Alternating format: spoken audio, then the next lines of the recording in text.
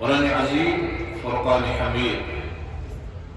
حضرت اللہ جل شان اپنے مبارک مقدس عظیم کلام قرآن عظیم ارشاد فرمایا ان اول بیت وضع للناس للذی ببقۃ مبارکا، دنیا کے اندر اللہ نے سب سے پہلے جو اپنے عبادت کے لیے لوگوں کے لیے گھر بنایا وہ مکہ کے اندر اپنا بیت اللہ، ہدی للناس لوگوں کی ہدایت کے لیے۔ ان اول بیت وضع للناس للذی ببقۃ مبارکا وہدی للعالمین، پورے عالم کے لیے۔ فیہ آیات بینات مقام ابراہیم، اللہ نے اس کے اندر بہت ساری نشانیات رکھی ہے مقام ابراہیم میں۔ ومن دخلہ کان آمنا وللہ علی الناس حج البیت من استطاع الیہ سبیلا، جو شہر کے اندر اس پاک گھر کے اندر داخل ہو گیا وہ امن کے اندر داخل ہو گیا، اور اللہ نے اس گھر کا جو حج ہے وہ فرض کیا ہے کن لوگوں کے لیے؟ من استطاع الیہ سبیل، جو وہاں تک پہنچنے کی طاقت رکھتے ہوں۔ ومن کفر فإن اللہ غنی عن العالمین، جو اس بات سے منکر ہو جائے، انکار کر دے، اللہ تو پھر بے نیاز ہے۔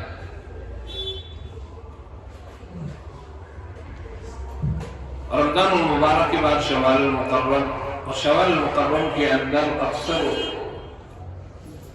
حجاج کرام اپنے اس عظیم سفر کے لیے تیاریاں کرتے ہیں، جو سب سے عظیم سفر اور سب سے علیم اور سب سے اعلیٰ اور سب سے افضل جگہ جو پوری کائنات کے اندر ہے وہ ہے اللہ کا مقدس پاکیزہ وہ مقام، وہ جگہ، وہ گھر جسے بیت اللہ اور حرم پاک کہا گیا ہے۔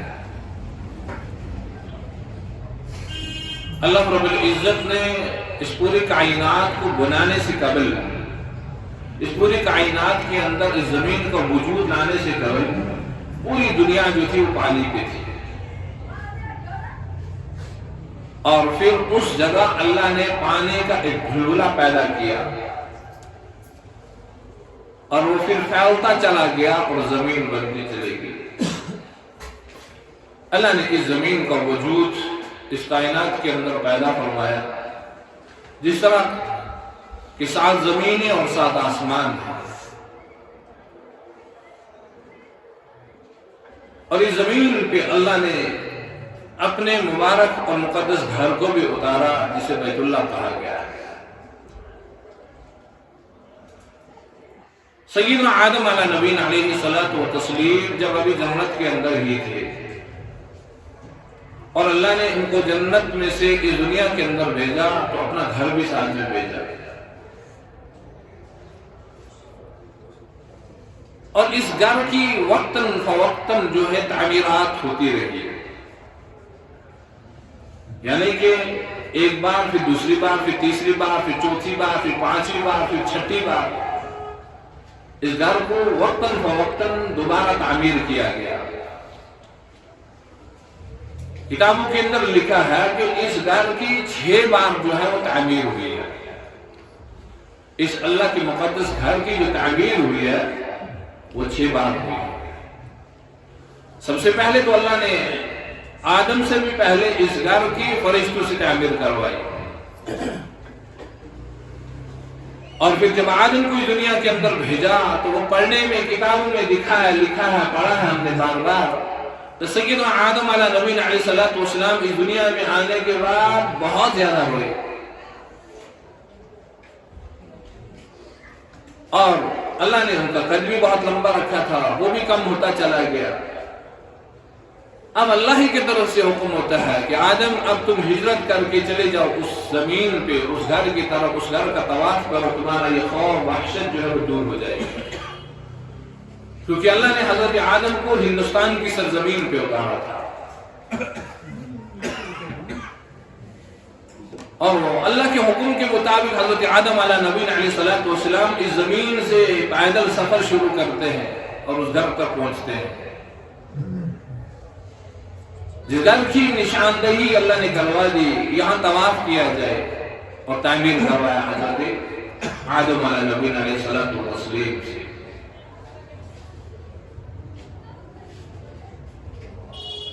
اور تعمیر کرنے کے بعد کافی عرصے کے بعد حضرت نوح علیہ نبی علیہ الصلوۃ والسلام کا زمانہ آیا تو پھر وہ طوفان نوح جس کے اندر پوری کائنات کو سیلاب کے اندر اللہ نے غرق کر دیا. کچھ چند بچے اس میں اللہ نے اپنا گھر بھی اٹھا لیا. اب اس گھر کے اٹھانے کے بعد پھر اللہ نے دوبارہ اس کی تعمیر کروائی. سیدنا ابراہیم علیہ نبی علیہ الصلوۃ والتسلیم اور سیدنا اسماعیل علیہ نبی علیہ الصلوۃ والسلام سے اور تعمیر کروائی. اللہ نے ارشاد فرمایا قرآن پاک کے اندر کہ حضرت آدم علیہ نبی علیہ الصلوۃ والسلام سے جب تعمیر کروائی اوپر والی نشانیاں تو وہ ساری ختم ہو گئی تھی. زمین میں جو نشانیاں جو وجود جسے بنیاد کیا کہا گیا من البعید قواعد من البعید واسماعیل ربنا تقبل منا انک انت السمیع العلیم. ان نشانیات میں پھر حضرت ابراہیم نے اس گھر کی تعمیر کر دی. حضرت اسماعیل پتھر لاتے رہے, حضرت ابراہیم اس کو بناتے رہے. گھر مکمل ہوا اور دعا کی ربنا تقبل منا انک انت السمیع العلیم. یا اللہ تیرا پاک مقدس گھر بنا دیا ہے, اب ہمارا یہ عمل اپنی بارگاہ عالیہ کے اندر قبول فرما لے. اب اللہ کی طرف سے یہ حکم آتا ہے اے ابراہیم گھر تو بنا دیا, اب اس گھر کی دعوت کے لیے لوگوں نے اعلان کر دیا. اعلان کر دیں کہ اللہ کے اس گھر کی زیارت فرض کر دی ہے, اس گھر کا طواف فرض کر دیا ہے. من استطاع الیہ سبیلا, جو اس تک پہنچنے کی طاقت رکھتے ہوں. حضرت ابراہیم علیہ نبی علیہ الصلوۃ والسلام نے سوال کیا باری تعالیٰ میری آواز کہاں تک پہنچے گی؟ میری آواز تو پوری کائنات تک نہیں پہنچ سکتی ہے. اللہ رب العزت نے حکم فرمایا ابراہیم آپ کا کام ہے اعلان کرنا, آواز پہنچانا آپ کا کام نہیں ہے. آواز پہنچانے والی ذات حضرت اللہ جل شانہ. حضرت ابراہیم نے کانوں کے اندر انگلیاں ڈال کے اعلان کر دیا چاروں طرف مشرق جنوب شمال کی طرف کہ گھر بن چکا ہے, اب اس گھر کی زیارت کے لیے آ جائے. اللہ نے اس آواز کو اتنا پھیلایا کہ حتیٰ کہ جو ابھی روحیں تیار ہوئی ہیں جسم نہیں بنے وہاں تک بھی پہنچ گئی. اور وہ جو ابھی ماں کی پیٹھ کے اندر باپ کی پیٹھ کے اندر جو ہے وہ مادہ ابھی تیار ہو رہا ہے اس دنیا کے اندر آنے کا, ان تک بھی آواز پہنچ گئی. اور لکھا ہے کہ اس آواز کے پہنچنے پہ کسی نے لبیک کہا اللہم لبیک, ایک بار کسی نے دو بار, کسی نے جتنی بار کہا. جتنی بار کہا ہے اللہ اس گھر کی اتنی بار اس کو زیارت کروائے گا.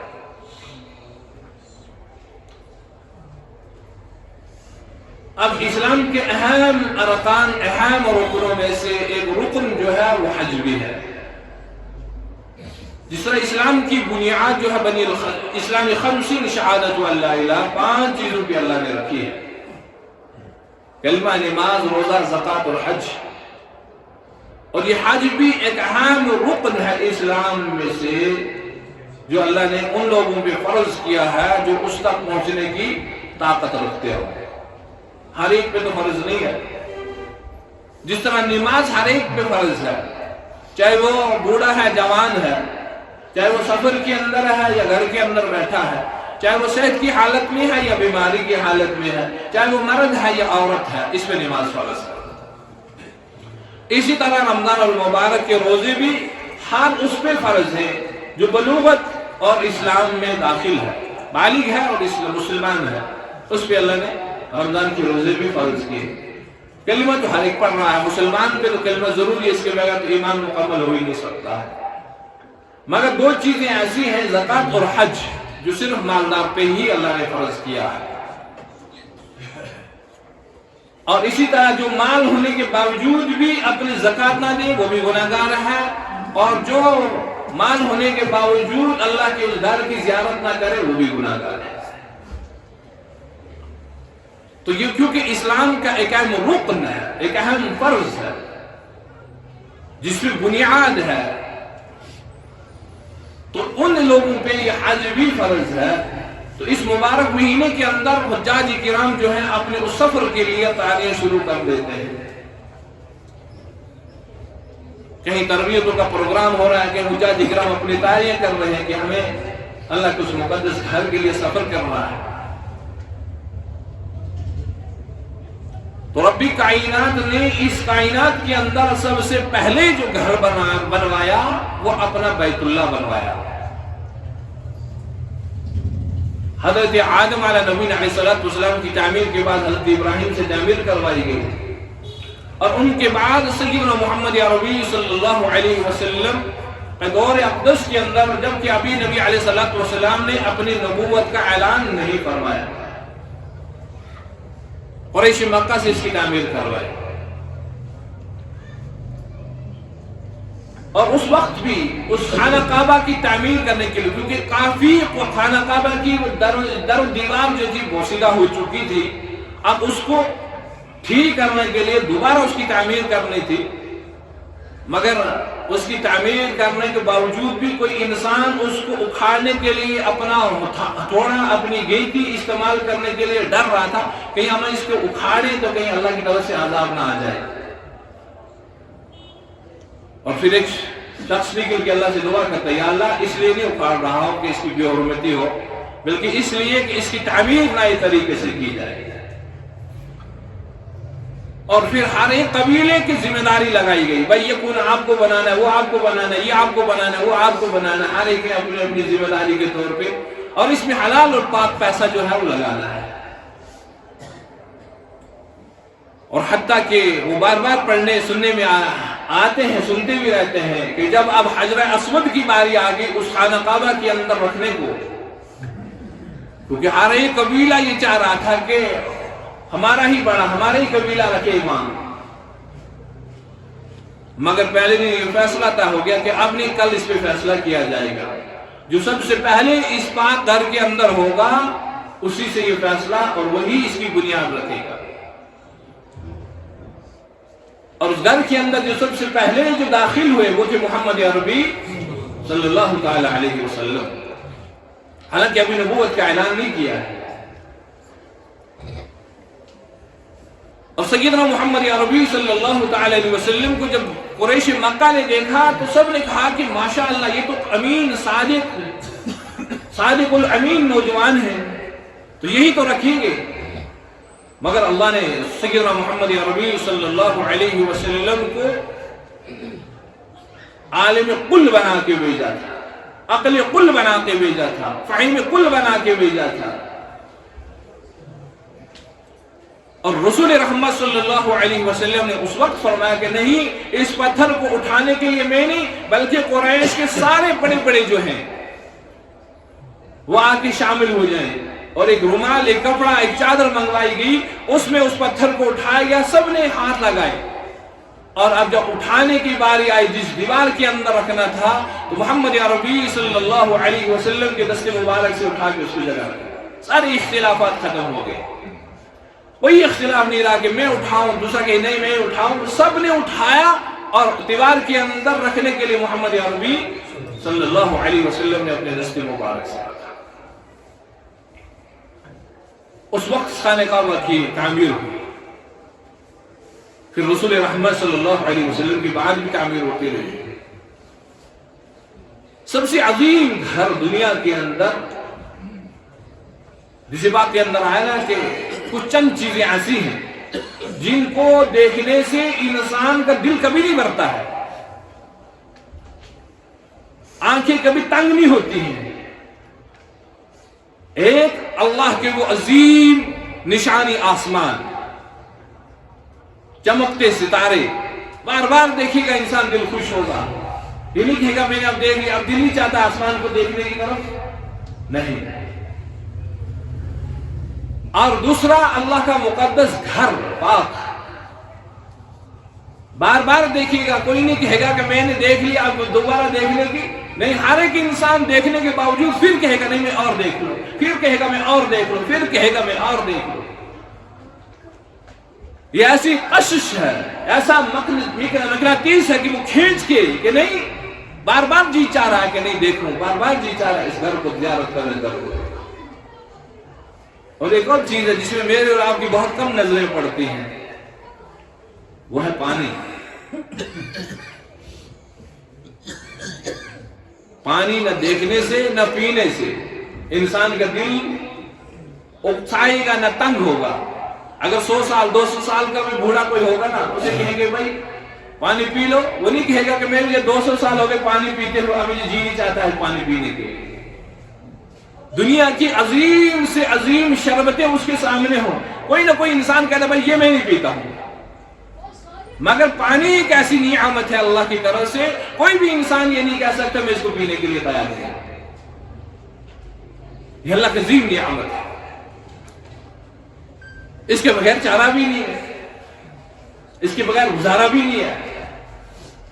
تو یہ اللہ کا عظیم گھر جو ہے جسے بار بار دیکھنے کو انسان کا جی چاہے گا کہ اس گھر کو بار بار دیکھوں, اس گھر کی بار بار زیارت کروں, اپنی آنکھوں کے اندر اس کو سنبھالوں اور اللہ کی رحمتوں کو دیکھ لوں, جو اللہ کی رحمتیں بیت المعمور سے سیدھی اللہ کے اس مقدس گھر پہ پڑ رہی ہیں. بلکہ عاشق تو یہ لکھتے ہیں کہ جیسے کہ آسمان سے پرنالا لگا کے رکھا, وہ ساری رحمتیں آ کے اس گھر پہ پڑ رہی ہیں. وہ رحمتیں انسان سمٹ رہا ہے, وہ رحمتیں انسان حاصل کر رہا ہے. تو اس گھر کے لیے اللہ نے حضرت ابراہیم سے اعلان کروایا, ابراہیم آپ اعلان کریں اس گھر کی زیارت کرنے کے لیے. حضرت ابراہیم نے اعلان کر دیا, اس آواز کو ہر جگہ پہنچایا گیا. اب دیکھیں کہ اللہ کے سامنے حاضری بھی کیسی ہوتی ہے انسان کی. دنیا کا بڑے سے بڑا بادشاہ کیوں نہ ہو, بڑے سے بڑا دولت مند کیوں نہ ہو, بڑے سے بڑا کروڑ پتی لاکھ پتی ارب پتی کیوں نہ ہو, کوئی انسان یہ نہیں کہتا ہے کہ میں سب سے خوبصورت سوٹ پہن کے جاؤں اس گھر کے سامنے. ادنا سے ادنا انسان, اعلیٰ سے اعلیٰ انسان, ایک ہی لباس ہے, سفید کپڑا, صرف چادریں اوڑھی ہوئی ہے, اس کے سوا کچھ نہیں ہے اس کے پاس. سلا ہوا کپڑا بھی نہیں پہن سکتا, خوبصورت سوٹ بھی نہیں پہن سکتا ہے, الٹا دم دینا پڑے گا. اب اللہ نے وہاں سے بھی اعلان کر دیا کہ اب میری محبت میں دیوانگی کے طور پہ آواز بھی لگائیں, لبیک اللہم لبیک لا شریک لک لبیک ان الحمد والنعمت والملک لا شریک لک. یہ عورت بھی, یہ مرد بھی, یہ جوان بھی, یہ بوڑھا بھی, ہر ایک کی زبان پہ ایک ہی الفاظ بھی ہیں, کوئی دوسرا لفظ بھی نہیں ہے.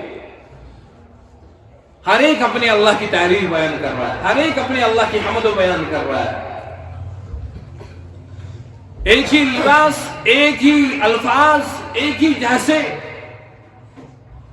یعنی کہ جب اللہ کے دربار میں جا کے حاضری دے رہی ہے نا, انسان ایک فقیری حالت میں ہے. فقیر کو کبھی دیکھا ہوگا نا, جو بیچارہ مانگنے کے لیے آتا ہے نا, تو وہ سوٹ بوٹ پہن کے نہیں آتا ہے, اچھا لباس پہن کے نہیں آتا ہے. اگر وہ اچھا لباس پہن کے آئے گا اس کو کون دے گا, لیکن یہ کون فقیر ہو سکتا ہے. اللہ کے دربار میں بھی فقیری حالت میں بن کے جانا پڑتا ہے. اس فقیری حالت میں اپنے آپ کو پیش کرتا ہے انسان.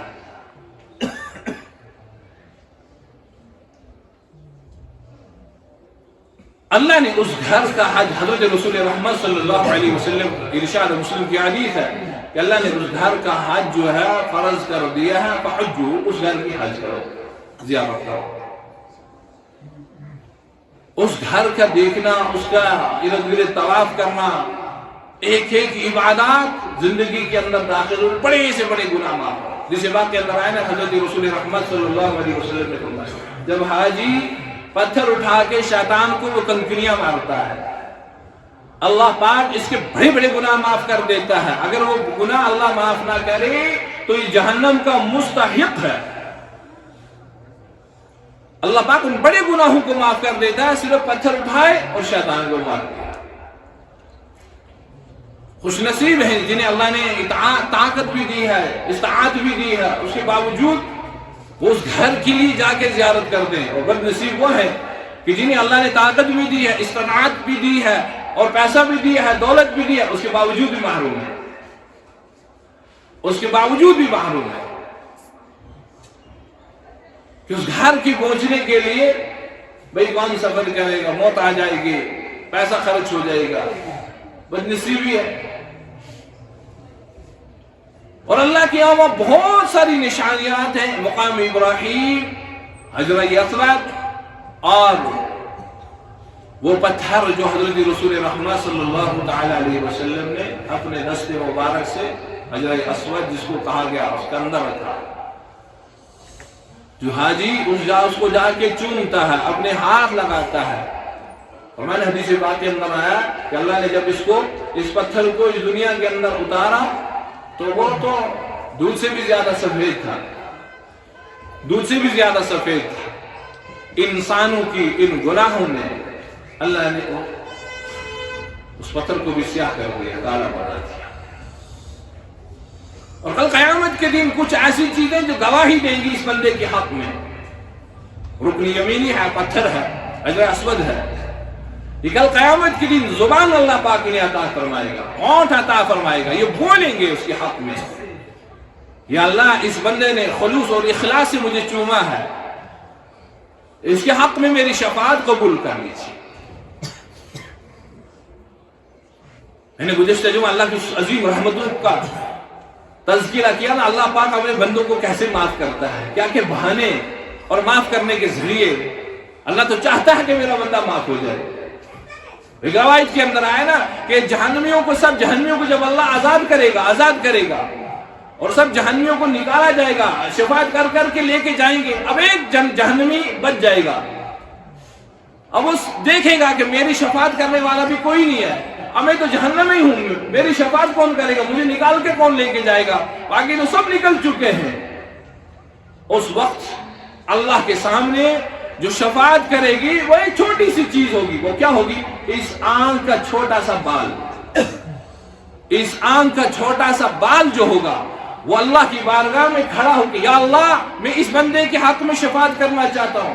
کیا شفاعت ہوگی؟ یا اللہ ایک بار زندگی میں ایک بار آپ کی محبت میں اور اپنے گناہوں میں نادم ہو کے رویا تھا، تھوڑا سا آنسو نکلا، تھوڑا سا آنسو، یعنی کہ اتنا آنسو نکلا صرف آنکھ کا بال ہی گیلا ہوا، باقی نیچے نہیں بہا، صرف آنکھ کا بال ہی گیلا ہوا ہے. اللہ اس بندے کے حق میں میری شفاعت قبول فرمائے.